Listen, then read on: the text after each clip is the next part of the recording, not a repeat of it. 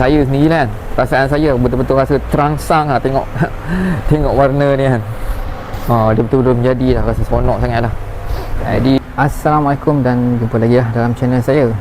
Okay, untuk projek hari ni saya nak buat sebuah display kabinet lah. Display kabinet ni dia nyatuh. Untuk pintu kita gunakan nyatuh.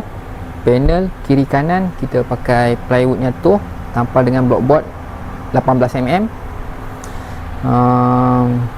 So ini dah siap. Saiz siap dia 1074 lebar dia, dan dia punya tinggi 2172, dan ni dia punya karkas. Maknanya kita kena buat dua karkas lah, karkas atas dan karkas bawah. Kemudian panel dia kemudian lah kot. Kita starting papan pun baru sampai seminggu ada, sebab saya punya plywood nyatuh dia tak ada stok. Kedai yang saya ambil tu dia tak ada stok. Ini baru dapat balik. Jadi jomlah kita pergi potong papan. Sebelum nak potong papan je lah macam biasalah, saya akan start buat dia punya drawing dulu. Kemudian ini dia punya cut list lah. Untuk cut list ni ada beberapa keping papan yang kita kena guna pakai, beberapa keping board lah yang perlu kita gunakan untuk buat ni. Kalau ada cut list yang senang sikit, kita boleh bajet berapa keping papan yang kita nak guna. Lepas tu kita tak lupa dan tak buat silap. Jadi sebelum buat projek apa-apa pun saya akan buat cut list dengan drawing siap-siap. Okey, papan dah sampai, jom kita pergi potong papan lah kot.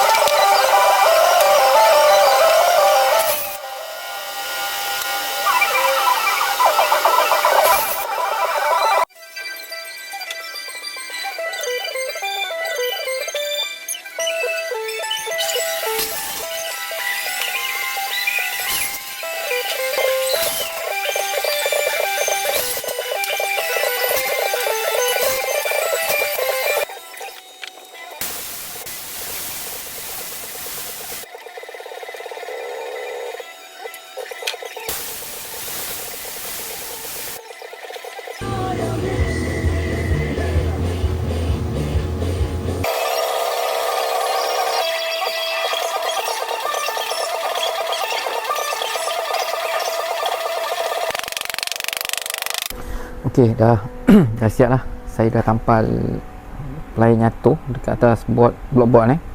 Satu side je lah, satu side kita tak perlu dah kot. Ni dia punya panel lah. Sekejap lagi kita nak kena cuci ni lah, yang lebihan apa. Macam sini ada terkurang, kat sini ada ply tu dia terlebih sikit. Sebenarnya boleh je kalau kita nak buat, contoh kalau kita nak buat panel ni 600mm siap. Kalau kita nak pakai mesin trimmer lah, yang blockboard ni kita buat saiz siap 600mm. Kemudian yang ply nyatuh ni kita sama je macam laminate lah. Ply nyatuh ni kita lebihkan tepi-tepi dia kan. Sini terlebih, yang ply ni pun terlebih. Tapi saya malas sangat pakai planer, pakai apa, trimmer tu. Saya guna cara yang paling cepat sekali lah. Sini saya kurangkan dua-dua board lah. Board yang bawah pun saya lebihkan 10mm, yang ni pun saya lebihkan 10mm. Cuma bahagian ni nanti kita, masa kita nak cuci, dia akan kena apa, kena fan stable saw. Maknanya saya cuci sikit lah, cuci sini 5mm, cuci sini 5mm, dapatlah saya siap 600mm. ok, saya malas nak pakai trimmer. Aku pakai trimmer lambat. Cara ni paling cepat lah, cepat dan kemas.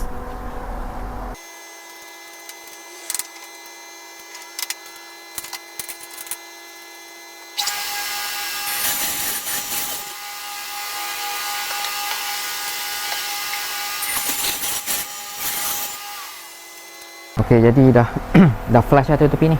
Nanti kita boleh tampal edging lah. Tinggal kita pilih yang mana cantik, sama ada belah ni ataupun belah ni. Semua dah flush lah. Ni saya pakai teknik potong atas besar lah. Saya malas nak pakai trimmer, so flush lah belah tepi ni. Nanti kita tampal veneer lah, bagi dia sama color dengan, sebab yang ni kena finishing veneer juga. Takkan kita nak biar macam tu kan, dia tak pun nak cantik lah, tak kemas. Alright, so ini untuk side panel 600mm siap.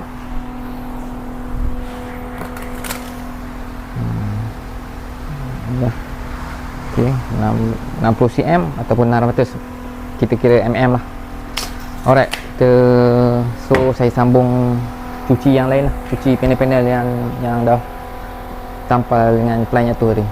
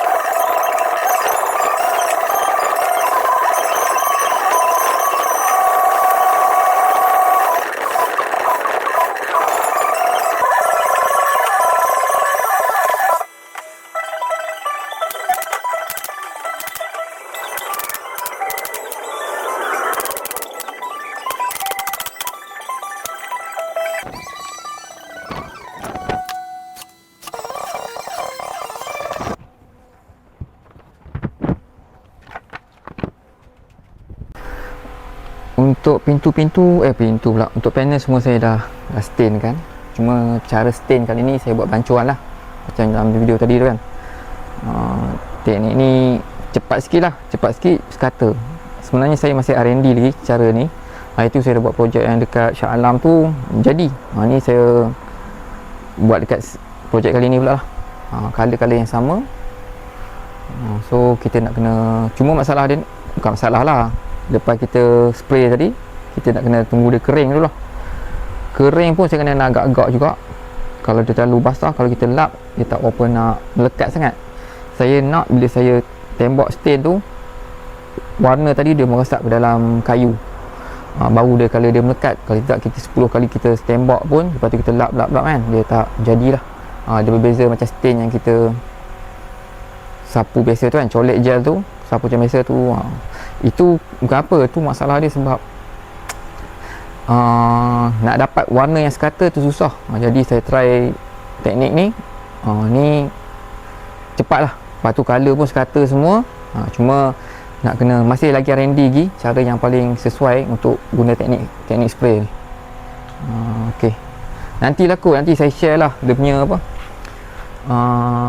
formula dia, formula kan formula dia macuhan stain macam mana. Ada masa nanti saya buat. Ini dia ada masa dia jugalah, dia bukan sekali kita tembak tu dah dapat dia punya result tak. Kita dah spray, kita kena biarkan sampai yakin yang stain tadi merasap ke dalam kayu. Macam tu lah cara dia. Ni panel-panel ni, panel yang dah display belah sana. Untuk side panel belah ni, cuma saya nak kena beli lagi satu tin sebab tak cukup. Untuk pintu saya tak stain lagi ni, baru buat panel je.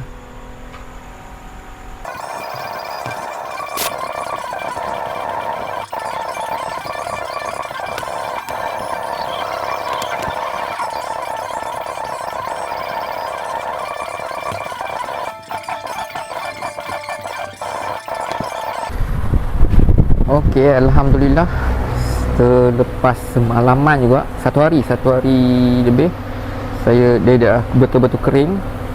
Kalau boleh tengok lah, memang warna dia sangat cantik lah. Dia betul-betul meresap ke dalam kayu. Lepas tu warna dia pun sekata je semua. Biasa kalau kita Justin, kita pakai kain lap-lap kan, itu memang agak susah sikit nak dapat sekata. Memang susah sangat lah, tambah-tambah permukaan yang besar macam ni lah. Jadi saya dah ubah teknik. Kalau tuan-tuan, tak tahulah tuan-tuan boleh tengok tak, saya memang sangat-sangat suka lah dia punya warna dia tu. Memang betul-betul sekata, setiap board pun sama je. Boleh kata kalau pada saya sendiri kan, perasaan saya betul-betul rasa terangsang lah tengok tengok warna ni kan. Dia betul-betul menjadi lah, rasa seronok sangat lah. Jadi lepas pada ni, dia tak siap, tak settle gini tau. Kita ada lagi satu finishing, nak kena gel, nak kena sealer pula. Saya tak pakai clear coat, saya pakai sealer je. Sebab saya nak buat teknik satu lagi tau. Saya tak nak dia ni nampak macam gloss sangat. Kalau gloss sangat, benda ni akan nampak terlalu antik lah, kabinet yang sangat antik. Saya tak nak macam tu. Saya nak masih dia lagi nampak macam ada ciri-ciri matte macam tu lah. Nampak vintage lagi lah. Tapi tak tahu, tengok dulu macam mana keadaan. Kalau kata lepas saya colour sealer saja tak apa nak cantik, mungkin saya akan letak jugalah clear coat. Tapi saya, projek yang sebelum ni saya pernah buat, saya pakai sealer je, clear sealer, gosok elok-elok. Cuma masalah clear sealer ni, kita perlu nak dapatkan hasil yang cantik, cuaca kena sangat-sangat cerah lah. Cuaca panas. Kalau cuaca sejuk, dia tak akan menjadi, dia akan jadi kelabu.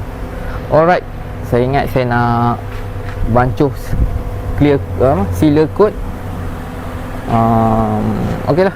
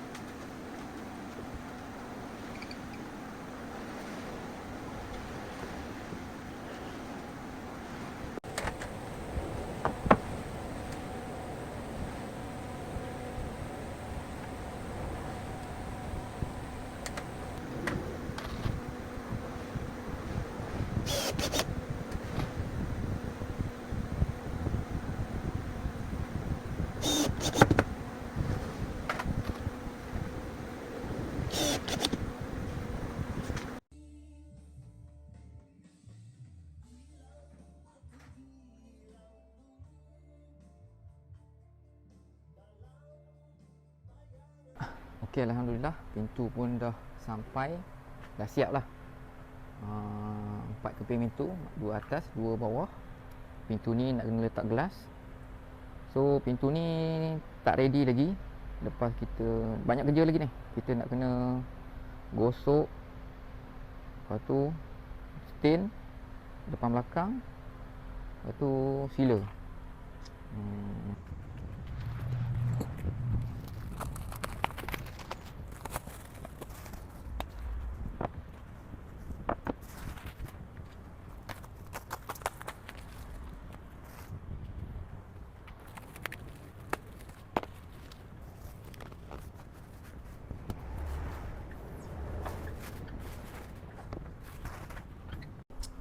Okey, nampak gaya pintu pun sangat-sangat cantik. Ini pintu A tau.